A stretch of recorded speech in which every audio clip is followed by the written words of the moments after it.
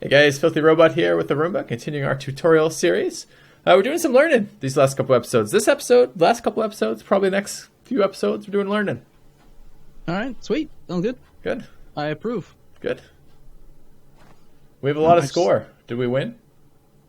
Yeah, I think we're done. I think it's over. We've won. I just hired a general because we had an interaction and I wanted more manpower recovery rate. Okay. Is he good? Oh yeah, he's a 255. Not bad. Ernest Augustus York. Okay. I'd say he's probably better than the... shoot, I want a siege general, though. Yeah, so you're going to say the siege general, but he's not better than that because we have his... Yeah. He's not really better than anyone, is he? No, I mean... He's really good, but he's not that good. Sorry, Ernest. Goodbye. Yeah.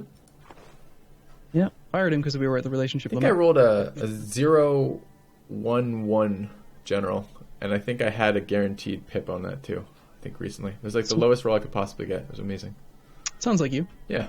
All right, we're at 71 war score. Why don't we just wrap this up? Sounds good. He's at high enthusiasm right now due to ongoing battles. Let's let that battle subside, and then we'll piece him out. Because this is... we might not have any diplomats available. I've decided that I want to make the Native Americans happy with us. So. Why? That seems like important. No. They're going to probably allow my conquistador more exploration rights, so I can get more maps if they like us. I think you instead should just attack them. Well, we get maps either way. I don't really mind. You want to fire up the smallpox blankets, or what is that an espionage interaction we get? What tech level? Okay, he's at 1 enthusiasm. We might as well wait till he's low. No, it's not an espionage decision, but there are events that are related to smallpox and stuff. Diseases and stuff get spread back between the New World and the Old World. All right, come on, planet, stop it. Stupid coalition. This is all your fault, Filthy. I accept all credit where it's due. In our next campaign that we play together, I am so looking forward to not having to deal with this non-stop coalition for 100 years. Yeah, it's been pretty ridiculous. Because of your prompting. Well, I mean, you took it to the nice logical extreme of what happens if you just totally ignored AE. Now we know. Let's come back from... I don't want to come back from Muscovy because we want that mission, so... This is one of the disadvantages to improving relations with the Native Americans. Look how freaking long it's going to take to come back. 2 months. It's because it's from capital to capital. Their capital is really far away. Thanks, Filthy. That's all right. As soon as he gets back, I'm sending him right back to the Iroquois. Don't do that. That's just silly.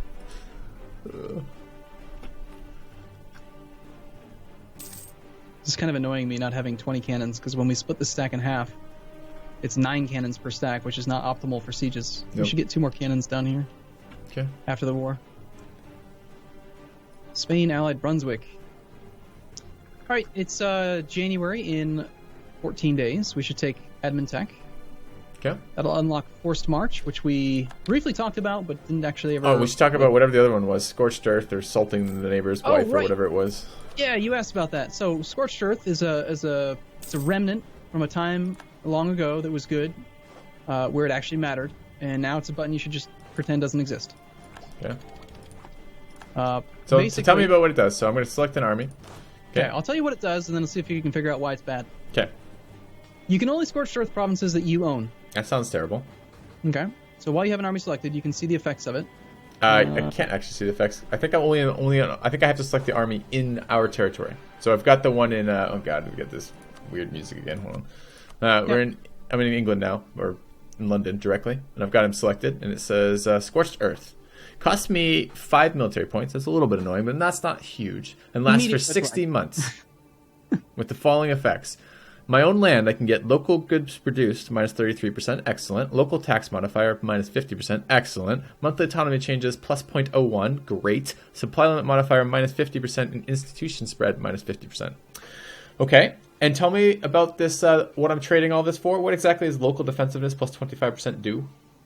Siege ticks default to 30 days. Local defensiveness is the thing that affects how long your sieges take. So this is only going to be... This is like a desperate, like... All right, so it does 2 things good. For 5 years, everything sucks in this land. And what it does is it halves the supply limit, and it increases the amount of time it takes them to siege stuff. No. It would be too easy if it was that way. It doesn't have the supply limit. Click on the province of London. Hover over the supply limit. Okay. Let me see. The supply limit is currently 52. Yeah, but hover over it. Yep. Supply limit efficiency 331.0%. So it doesn't subtracts have 50 it. from that, so it would become 2. Additive reduction. Oh, that's even worse. Right. I was already thinking, I'm like, all right, desperate times, you might do that because, like, if you have like a level 4 fort and they need a shit ton of guys, you can get that supply limit down really low. It might be good. Yeah. So that's exactly what you used to be able to do. In fact, I had a campaign where when they first introduced the ability to create your own nations, there was a nation designer. Mm-hmm. I created a nation. You can actually go check out the campaign if you're interested. It's called Uber Russia or something. It was what we called it. It was like Russia. We made Russia, which is a formidable nation, but we made it at the very start of the game. Okay. And the whole goal of the campaign was I could create a nation with traditions of hostile enemy attrition. So I made it so that they suffered like 2% extra attrition anytime they were in my land. And I went for defensive ideas, which increases attrition by 1. Okay. Being in Russia's territory has harsh winters, which is like 3 to 5% attrition. Okay. And then I was scorching earth on Arctic provinces. So basically, my goal was to bleed the shit out of the enemy AI, and it worked. It was amazing. It was so much fun. It was an awesome campaign, from my perspective. And Johan didn't like that. So you broke Scorched Earth for everyone? I didn't. I'm not going to say I broke it personally, but I called attention to the fact that it was a bit too much for the AI to handle. And then they changed it all. I'm not saying I'm solely the person who reported it or was abusing it, but the problem is that the AI was too stupid to pay attention. So they would still try to siege forts while suffering 15% attrition. You try suffering 15% attrition and see how quickly your manpower pool disappears. Yeah. And so what they ended up doing is they did 2 things. Number 1, they set a hard cap of 5% on attrition. It used to be there was no cap. You could actually get attrition up to like 20% per month. Okay. So I didn't know there was a cap. That's interesting. Now there's a hard cap of 5%. And annoyingly, I really hate this. Let's say you take defensive ideas, which increases attrition that the enemy suffers. The finisher for defensive idea group is plus 1% enemy attrition. You would assume that would raise the cap from 5% to 6%, but that you doesn't would happen. expect that. Yeah, that would make a lot of sense since it's a fucking finisher. Yeah, but no, it's not good enough for that. It just, no. So if they have 100,000 troops and you have defensive ideas, they still suffer 5% because 5% is the hard cap. But even worse is, let's say that they went for an idea group, like say... You're joking. If they get minus attrition, it takes it not out of the total, but out of the 5. So like, if they have minus 1 attrition and you have plus 1, and they're in a province that already had 5, they get 4. Yes. That's so stupid. I'm trying to find the specific idea that I always end up getting, because it happens in almost every campaign. And it's a military idea. Land attrition. It's the second from the finisher for defensive. Land attrition minus 2.5. Yeah. Sorry, minus 25. This reduces the attrition that they suffer, and it also reduces the cap. So they will now suffer 3.75% attrition at most. That's dumb. So 2 nations with both having defensive ideas will only suffer 3.75% attrition from each other. It's dumb. Okay? So going back to your question about what is Scorched Earth and why did I say that it's the button you should pretend doesn't exist. So what you get is you get a shit province that, number 1, you had to spend monarch points to make shit. For 5 years. For 5 years. Yep. The supply limit modifier, no, it's not going to cut it in half. It's maybe they're going to lose like 4 supply. Yeah. But it doesn't matter because they're already suffering max attrition anyway. But it's reduced because of all their ideas and stuff. So it doesn't do anything there.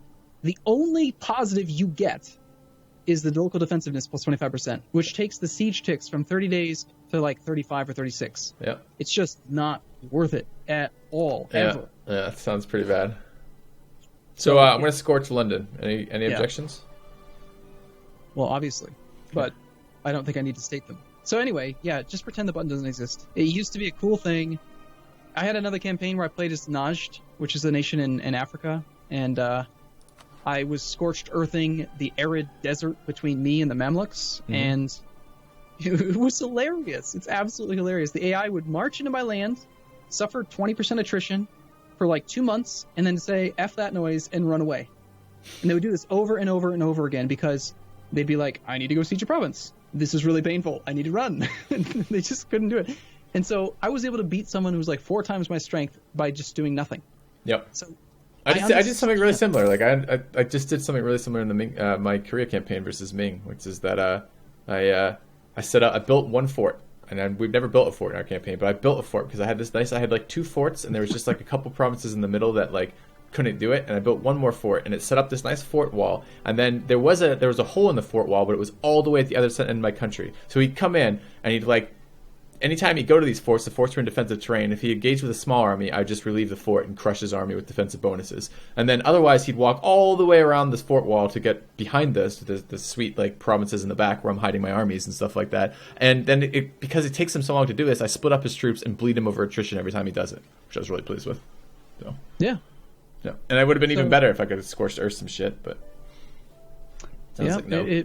It would have been nice. It would have been nice if it was a very fun mechanic, but I do understand how and like why they nerfed it, but they should have just removed the damn button from the game, because that's effectively what they did. Yeah. But it's still there to taunt new players into thinking, oh, I should try this, and then they waste all their military points, and then they lose the next war because they're behind on military tech, and they wonder why they're losing. Well, it's because you spent money, you spent your monarch points. Yeah, it's weird that you can never be ahead in tech. Like, I mean, you can, but like realistically, you never can be ahead in tech much at all. Because like the minute you're like 30% ahead, which is you take it where you're not behind or very little behind, and suddenly you're ahead. It's not like you can then like have a shit ton more monarch points, invest it, and go another tech level up.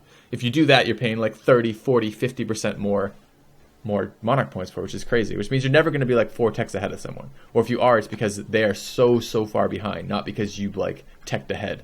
You know, like every other game, if you get a tech advantage, like I'm thinking Civ right now, but if you get a solid tech advantage, you're going to crush them. Here, it's like all you want to do is play to not have a tech disadvantage, which is totally different play. It's kind of weird. Well, would you agree with the statement that if you are equal to time in tech, and therefore ahead of your neighbor, that you crush them? Yeah, it seems pretty significant. The morale stuff seems really significant. Yeah, so you do dominate by being ahead on time in tech, but you don't. But you can't get super far ahead in tech. Like, you can get 1 tech ahead, realistically. Yeah, you can't be in the future era in the year 1100. Yeah. But that's because this is a history simulator. Yeah. The time, if you actually read, which I know you won't, if you read about these techs, like hover over the military tech, it says, Military Tech 14, the size and depth of the Spanish square gave it staying power, but made it slow and cumbersome. Oh my god, there's text above the things that tells me what happened here. I just read base cost 600, increased over time, minus 11%, ideas 14, neighbor bonus, and then I read what the little things are. Land morale. I forgot there was text there. Yeah, but anyway, if you read man. This is all historical stuff. Right, like the advent of cannons, and like it's all based on history. There's a reason why I can't even read it now when I'm looking at it. Like, I'm looking at it, you're talking about it, and I'm like, I should probably read this. And my mind just goes, no, I'm not doing that. I'm doing other things. We're gonna take military tech because we want the new awesome things. Military tech 15 super good because we just got, not only do we get land morale and tactics, if I remember correctly. Yeah, we got 0.25 tactics and we got +1 land morale, which is massive. But we also got new infantry, which are awesome. Because they're cheap and good and awesome. So, you want to pick a new one? Charge infantry or the murder? Oh, let me go have a look. All right, I haven't. This is still something that I don't feel great about. So while you're doing this, I'm just gonna. In the 16th century, the musket, a handheld firearm, became commonplace, but they were very slow to reload. Army tacticians typically deployed musketmen in formations to maximize firepower. Blah blah blah. How many pips do I get? Yeah, right. Okay, so looking at this, I think that we take the charge infantry here. I think we do that every single time, right? Because essentially you're trading a fire pip for a shock pip, which is better, right? In what way wouldn't you? Okay, all right. If you say no to this, Arumba, we have ground to cover again. Then okay, morale is equal, so we don't need. It's not even a factor. So the only pip that's moving is what? We're losing an offensive shock pip for an offensive charge for defensive. No, an offensive fire. Yeah, no, I would always take the charge. Okay. The shock. Okay, so if you had said no to that, I was going to be very confused because I'm like, until I think it's Tech 16, isn't it? That we get the next level of cannon. I don't think I've ever gotten to Tech 16 military tech. We get another cannon there? Military Tech 16 gives artillery fire +1. So it's going to take artillery fire from 1.4 multiplier to 2.4. Well, why would that have anything to do with what we take for our infantry pips? Like, who cares? Like, it doesn't affect the infantry whatsoever. It does, because as soon as I get that artillery multiplier, I'm going to start to heavily prioritize fire generals. So I'm going to usually end up with 6 fire generals versus. Isn't a pip for a fire general versus? For a general, isn't it essentially the equivalent of adding a pip to one of your infantry here? So if I have a 1 shock general, doesn't this charge infantry basically become 4? And that's the only stat the general has. Doesn't he become a 4 shock offensive shock, 2 defensive shock unit? Isn't that what the general does? I think what you're saying is correct, but I also So think I in can which just case- explain this thing very, very quickly and easier if I present you with an option. Okay. You're given 2 generals. You have a 3-6 and a 6-3. Mm-hmm. We're on tech 16, so you now have a 2.4 artillery fire modifier. Okay. You have a 1.1 and a 1.15 modifiers for your infantry, so they're roughly equivalent. Okay. If you have those 2 generals, the 6-3 and the 3-6, which one's going to be better? Well, you can say that. Yeah, but Fire happens first. Sure, Fire sure, phase is sure. always first. But it doesn't matter for the infantry, right? It doesn't make any difference whatsoever for the infantry. It does matter, though, because I'm going to put the fire general in charge now because I've got cannons in the back row doing 2.4. But it doesn't make a difference because the stats are still... If the pips for the generals are just added directly to the pips of the units, it makes no difference in terms of... Okay. I see where... Okay, I understand now what you're saying. You're saying the total pips is equivalent. But here's the thing. 1 pip is not equal to 1 pip. Remember, if you go farther, if I roll a 10, then I do more damage than if I just rolled a 2 over you. The farther, the bigger the discrepancy is between my roll and your roll. Here, let me just show you this, because these questions they're really good for the min-maxer, but like 99% of people aren't going to give it a crap. So I'm going to give you the resource to understand it. Okay. But just understand that you don't even really need to worry about it this much. So I'm going to just wiki it for you. E4 wiki combat. There is a table, and I'm going to show this on the screen as soon as I find it. Here is a link in chat for you. Okay. And we want to scroll all the way down to... I hope this is the right page. I will find it. If it's not, I'll fix it in a second. This is a huge wiki. There's a section on Scorched Earth. It doesn't say not to use it. It doesn't say not to use it? Well, we should... It says you lose income in the meantime, but if you're going to lose control of them anyways, it's good to make them less valuable for the enemy. Yeah, don't believe that. It's nonsense. I know the specific table that I'm looking for, and I'm not seeing it. It's combat. It's how much... is this right? This is supply... Other stuff. Maintenance. Oh, man. E4... In between. Let's do this in between episodes. Yeah, since I can't find it right away. Oh, jump to casualties. They must have updated it, and I'm just not seeing the table that I'm looking for. In between episodes. We'll come back to it. Okay, sounds good. Fair enough. Okay. I'm still looking. You need to unpause the game and... I can't unpause the game. Oh, you can't? Okay, fine. Anyway, I don't know why the table is not where I thought it was going to be. We need to send a gift to Muscovy now to get that mission done. Okay. So we need... we don't want to do the royal marriage because that's going to be a relationship over time. We're going to just go down to economic actions, send gift. Okay. And I want to... And now you'll see each increment is 50, is 25, and we need to send enough to get 15 opinion. So for 225 gold, we can buy... Got it. Done. 25 Diplo points and 5 prestige. I think that's worthwhile. I would do that almost. I already clicked accept, so there we go. Which also gives us the ability to do another idea. So does that decay, by the way? So if I look at Muscovy now, I can see we have 100 and send gift. Send gift doesn't decay. It doesn't. It just drops off after like 5 years. It doesn't tell you when. Awesome. Okay. Yeah. Okay. Oh, I love hidden modifiers. That's fantastic. We have a mission to turn our smallest colony into a city. We have a mission to conquer Newmark, which is Poland, I think. Yes. And we have a mission to remove Bremen from the map. Bremen being a one-province minor adjacent to us who lives inside the Empire, who we have no truce with. We are likely, I think, to end up at war with the Emperor again. We could do that one, but I don't really want to. Yeah, I don't really want to war the Emperor. Piss off the coalition. Yep. What I want to do is I want to declare war. I want to get our aggressive expansion. Sorry, our war exhaustion down to 0, and then I want to declare war on Norway for colonial expansion. Are you gonna buy aggressive expansion down or war exhaustion down and let it tick? No, it's only 1.12. I'm just saying, like, sit around for like 10 months. Okay. 10, 11 months. Let it come down. Hopefully, we avoid the rebels firing. We've got a number of them, and they're pissed off. Yeah. We could temporarily. Let's do this. We'll move off of trade focus and go to stability focus for now. Okay. That will slow rebels down. Also, Also, we could hire, instead of inflation reduction guy, we are at 0% inflation right now. Let's switch over to the theologian. Okay. The one we hired recently. So Yeah, the unrest guy. I like him too. Yeah, theologian's amazing. We are suffering attrition in our own land. That's awesome.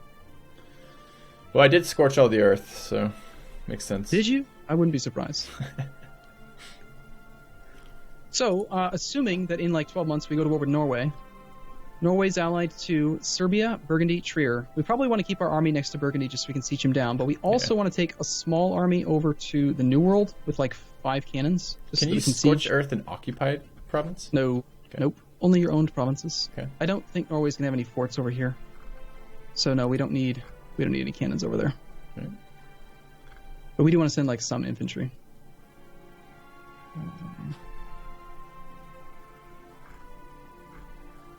Well, I guess it's about that time, eh?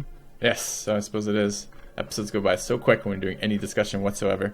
All right, see you guys soon. All right, we'll see you in a bit.